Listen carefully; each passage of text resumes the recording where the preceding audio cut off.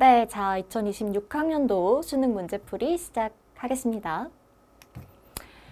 21번부터 한번 볼게, 얘들아.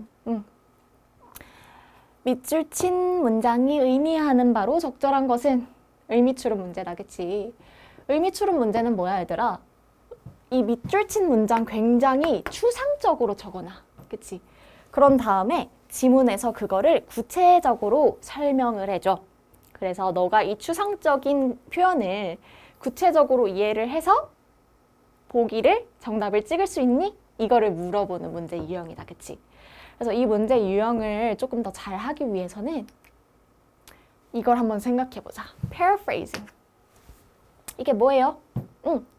이런 거야. 선생님이 아유, 배가 고프네. 그래가지고 나 배고파. 이렇게 얘기를 해. 나 배고파서 빵 먹었어. 근데 여전히 배고파서 포도도 먹었어. 이렇게 얘기를 했다. 그치? 근데 이렇게 얘기를 하면 나 배고파, 배고파서 빵 먹었어, 배고파서 포도도 먹었어. 반복되잖아. 똑같은 표현이. 뭔가 맛이 없다. 말이 맛이 없어, 얘들아. 그래서 어떻게 얘기하고 싶냐? 나 배고파. 나 허전해서 빵 먹었어. 근데 여전히 허기가 져서 포도도 먹었어. 이렇게 얘기하면 다 똑같은 얘기긴 해. 나 배고파서 빵도 먹고 포도도 먹었어 라는 얘기인데 똑같은 배고프다라는 표현을 다르게 표현하니까 조금 더 글을 읽거나 말을 들을 때 재미가 있다라는 거야. 그래서 우리가 글을 쓸 때는 para라는 게 뭐냐면 나란히라는 뜻이에요. 그러니까 같은 의미를 다른 말로 표현을 함으로써 나란히 놓을 수 있게 같은 뜻으로 이해할 수 있게 해준다는 거야. 오케이? 긴 지문으로 한번 읽어보자. 소셜미디어 알고리즘은 사람들이 정보를 접하는 방식을 바꿔놓았습니다. 이러한 컨텐츠 큐레이션 시스템이 정교해지면서 컨텐츠 큐레이션 시스템? 소셜미디어, 알고리즘, 나란히 놓을 수 있는 같은 말 맞겠다. 그치? 이러한 디지털 필터들은 이거 역시도 같은 말. 선생님 근데 이거 왜 하는 거예요? 왜 하냐면 이게 같은 말이라는 걸 아는 순간 이 다양한 표현들이 길게 늘어지더라도 이거를 다 하나로 읽을 수 있다는 거야. 그냥 알고리즘, 알고리즘, 알고리즘 이렇게. 그렇게 읽어야 이해하기가 쉽다고. 글이 점점 길어질 때 이렇게 같은 표현들로 표시를 하면서 읽어야 이해하기가 쉽다고. 그걸 유의하면서 한번 들어가 볼게. 자, 디지털 플랫폼은요, have made a lot of work. 많은 일들을 덜 끈적이게 만들었습니다. 자, 스티키 하면은 스티커 생각하면 돼. 끈적끈적한을 스티키라고 하거든. 뭔진 모르겠는데 디지털 플랫폼이요. 그치? 일을 덜 끈적이게 만들었습니다. 추상적이다. 구체화로 한번 들어가 보자. 자, 일이라는 게 더 모듈화되고 상품화되고요. 규격화, 표준화됨에 따라서요. 너무 기니까 병렬됐으니까 하나만 이해하고 넘어가. 써준 거. 일이라는 게 상품화되고요. 그리고 또 Markets for digital work are created. 디지털 업무를 위한 시장이 형성됨에 따라서요. 디지털 업무를 위한 시장? 디지털 플랫폼. 나란히 놓을 수 있겠니? 있지. 영어로 써줄게.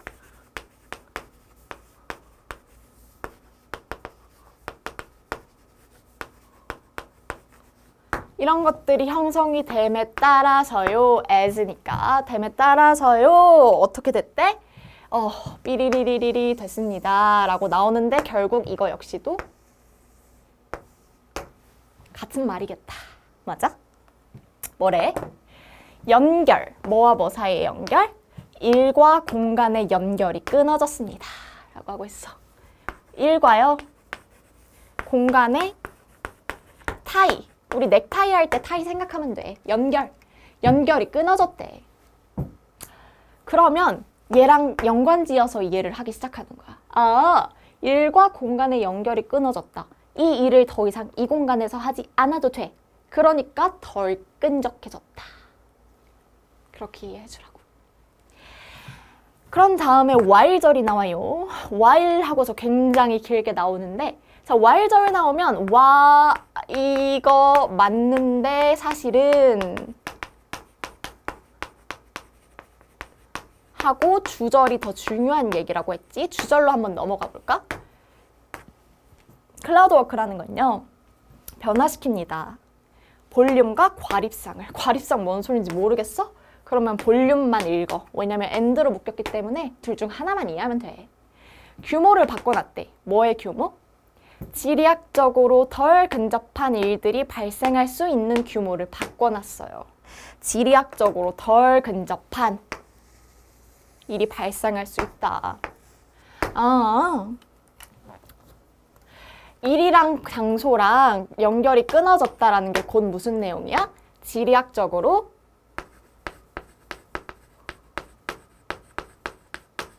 먼 곳에서 일 가능. 점점 더 어떻게 되고 있어? 구체화되고 있어. 맞아요? 구체화되고 있다. 여기까지만 하면 우리는 밑줄 친 바가 뭘 의미하는지 이미 깨달았어. 맞아? 하지만 예시를 읽고 한번 정답을 찾아볼게. 그러고 나서는 예시 알더라. A small business in New York. 뉴욕에 있는 하나의 작은 사업자는 나이로비라는 케냐에 있는 도시에서 프리랜서를 고용을 하루에 할 수 있어. 그리고 다음날 바로 뉴델리에서 또 다른 사람 고용할 수 있어. 굉장히 어때? 먼 곳에서 일 가능하네. 하루는 케냐에 있는 사람, 하루는 인도에 있는 사람. 맞아? 그러다 보니 뭐가 필요가 없어? 사무실이라든지 공장이 필요가 없어. 그냥 온라인에서 이 일 좀 해주세요 하면은 그냥 그 나라에 있는 사람이 그 일 거기서 해주고, 우리나라 사람이 여기서 이 일 해주고, 굳이 같은 사무실에서 일을 할 필요가 없다고. 그리고 법적인 규제도 필요 없어요. 현지의 규제를 적용받을 필요도 없어. 그리고 세금도 낼 필요가 없네. 너무 좋다. 그러다 보니 이런 일의 생산 네트워크의 변화라는 건 단순히 뭐 함으로써 일어나요? 이메일을 보내거나 디지털 플랫폼에서 버튼 몇 개 딸깍딸깍 누르는 걸로, 딸깍딸깍 몇 개 누르는 걸로 이 모든 변화가 가능해졌어요. 오케이? 그리고 이러한 방식으로 사업주는 더 이상 뭘 남기지 않아? 물리적인 흔적을 남기지 않아요. leaves behind 하면은 뒤에 남긴다라는 거야. 근데 뒤에 남기지 않는데 물리적 흔적을. 뭐 예를 들면 사무실이나 공장 같은 거 물리적 흔적 그런 거 필요 없다고 이제. 그치? 그렇게 해서 지문을 받고 정답을 찾으러 가보죠. 그래서 이 글에서 물어보는 건 디지털 플랫폼이 어떤 기능을 했니? 한번 맞춰봐. 이거잖아. 1번. 세계 시장의 위치적인 딜레마를 만들었습니다. 반대 얘기잖아, 얘들아. 위치적인 딜레마를 만든 게 아니라 오히려 해결해줬지. 왜? 굳이 그곳에서 그 일을 할 필요가 없다고. 맞아? 2번. 사업을 함에 있어서 공간적인 유연함을 상승시켰습니다. 공간적 유연함을 상승시켰대. 왜? 일이랑 장소랑 떨어져 있고요. 먼 곳에서도 세계 각국에서 이 일을 할 수 있어. 그러니 공간적으로 굉장히 유연해진 거지. 맞아? 여기 나오는 말들을 다시 한번 paraphrasing 해준 게 spatial flexibility인 거겠지. 이 말들을 하나로 아우를 수 있는 표현이 바로 공간적 유연성. 3번.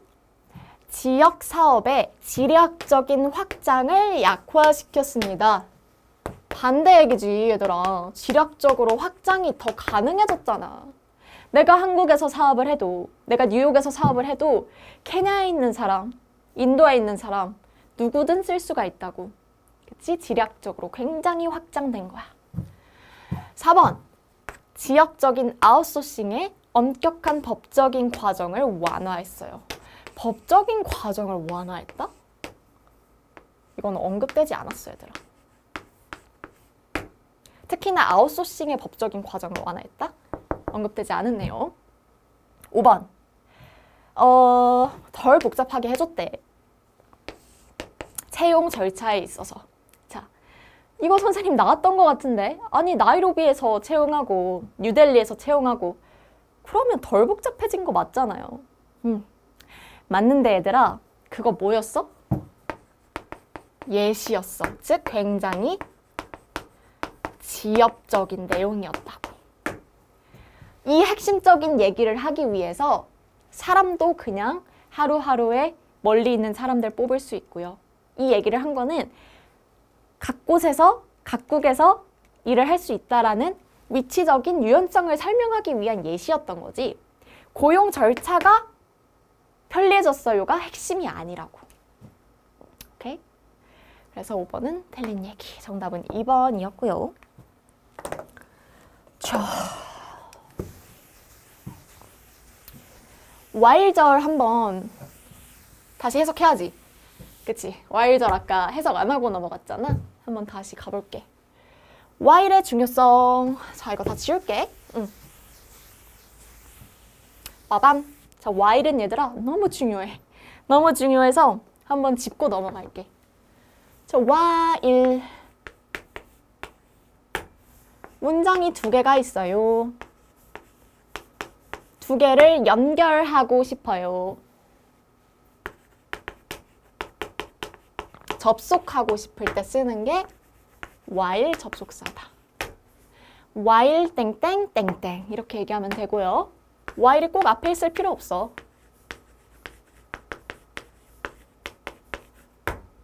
이렇게 둘 중 하나로 나타나겠지. 근데 while은 형식은 이렇고요. 의미는 뭔가 두 가지가 있어요, 얘들아. 하나는 동시성이 있고 다른 하나는 양보와 대조가 있다. 쉬운 거부터 갈게. 동시성. 그러니까 여기서 일어나는 일, 여기서 일어나는 일이 동시에 일어나고 있어요 라는 거야. 그들은 이걸 했어요. 관찰하는 동시에 일어나는 일이에요. 이번 수능에 나왔던 거지. 여기 사실 주어 동사가 생략이 됐는데 너가 뭔가 하는 와중에 너가 뭔가 진행하는 동시에 이거를 해요. 뭐뭐 할 때 하는 동안 이런 식으로 해석해주면 무리가 없다. 오케이? 쉽지? 이건 사실 얘들아 중학교 때부터 나오는 문법이야. 그래서 해석에는 크게 어려움이 없을 거야. 근데 중요한 건 뭐다? 양보와 대조. 자, 양보는 뭐냐면 얘들아 양보에 대한 개념을 좀 짚어줄게. 이런 거야 얘들아. 자, 선생님은 고양이를 너무 좋아해. 선생님은 강아지보다 고양이 파란 말이야. 근데 누가 선생님한테 와서 선생님 강아지가 더 귀여워요. 강아지가 귀여워요. 이렇게 얘기하는 거야. 써볼까? 강아지가 귀여워요. 귀여워 라고 얘기를 하는 거지. 그럼 선생님 뭐라 얘기해? 아니 고양이가 귀여워. 그치? 고양이가 최고 이렇게 얘기를 할 수 있겠지만 이렇게 말하는 것보다는 와 강아지도 귀여움 인정해. 맞아.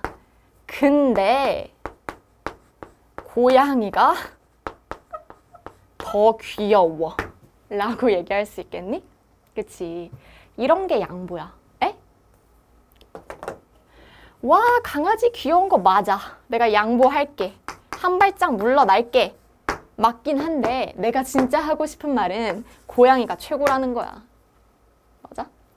그러니 while이 나오는 절에서는요. while 땡땡땡땡 양보절이야. 그러니까 이거 맞긴 해. 이거 맞긴 한데 내가 실제로 하고 싶은 말은 이거야. 다시 이거 맞긴 한데 내가 실제로 하고 싶은 말은 이거라고. 이게 while의 양보절. while이 들어간 절은 양보절이니까 얘보다는 다른 절에서 하는 얘기가 핵심이다. 자, while 이러한 변화들이요 have created many benefits. 이러한 변화들이 많은 장점이 있긴 하지만 맞긴 하지만 사실 내가 하고 싶은 말은 그 변화들은 문제를 되게 많이 일으켰다? 자, 그래서 while절이 나오면 얘들아 해석을 어떻게 해주면 좋냐면 while이잖아. 와 이거 맞지만 사실은 이렇게 외우자 얘들아. 뭐 양보 대조 다 모르겠고 while 와 이거 맞지만 사실은 이렇게 얘기하는 거라고.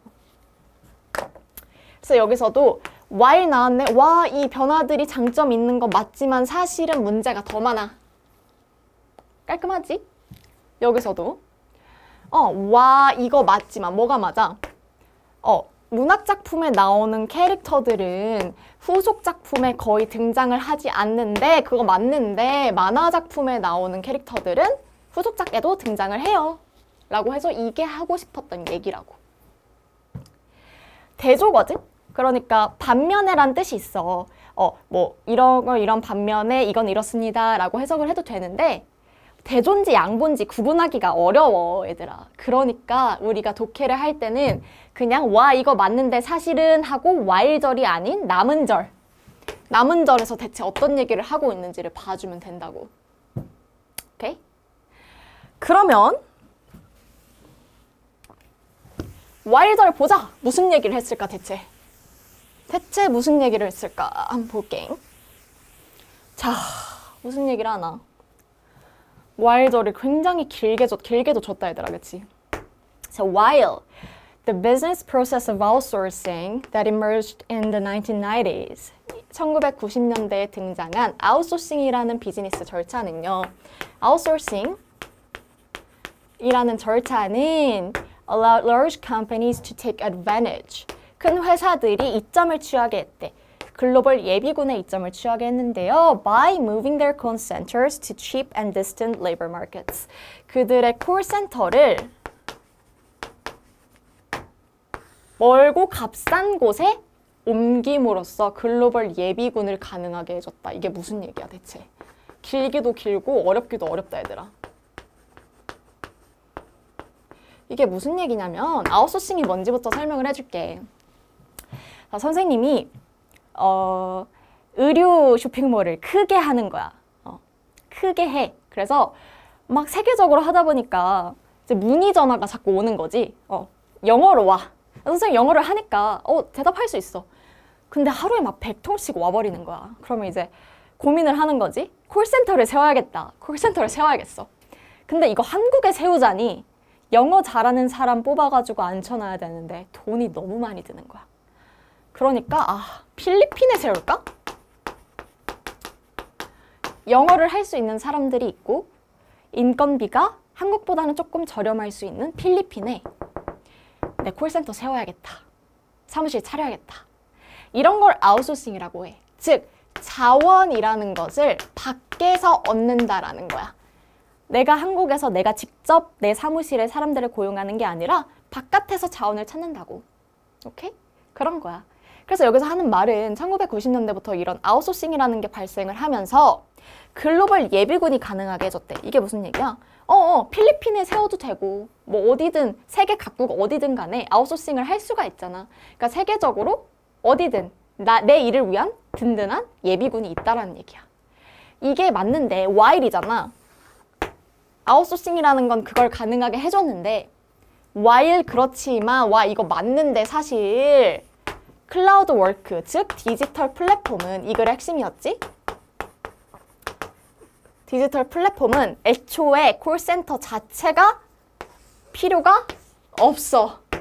물리적 흔적 안 남아. 이때는 공장이나 사무실을 세우니까 뭐 세금도 내야 되고 뭐 사무실도 있고 뭐 이것저것 남는단 말이야. 근데 지금은 굳이 그럴 필요도 없다라는 거야. 즉 두 개를 대조해주고 있는 거야.